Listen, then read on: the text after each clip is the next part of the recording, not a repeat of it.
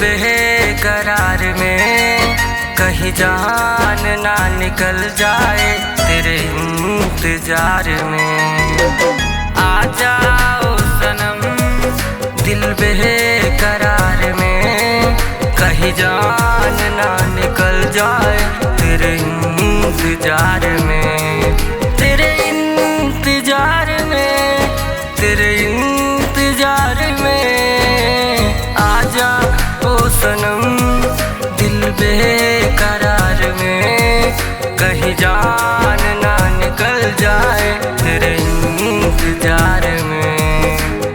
आजा ओ सनम।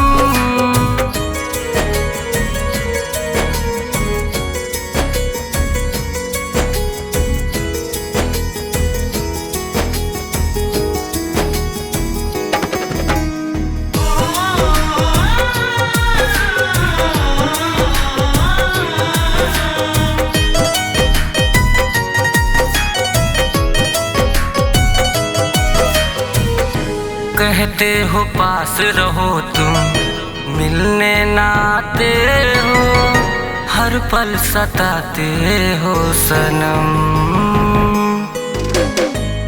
आँख में बसे हो तुम तो दिल को जलाते हो, कितना रुलाते हो सनम। कभी थोड़ी तो बता जा मेरे एतबार में।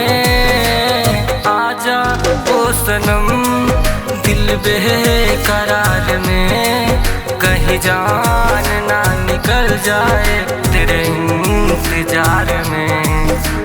आजा ओ सनम।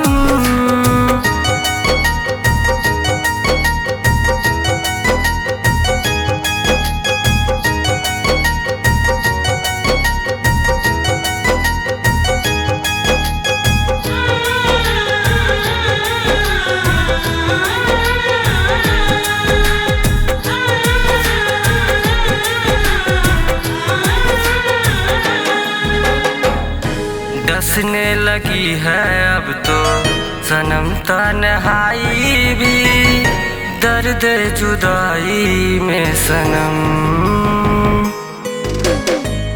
डर लगता है अब तो खुद के परछाई से, तेरी रुसवाई में सनम।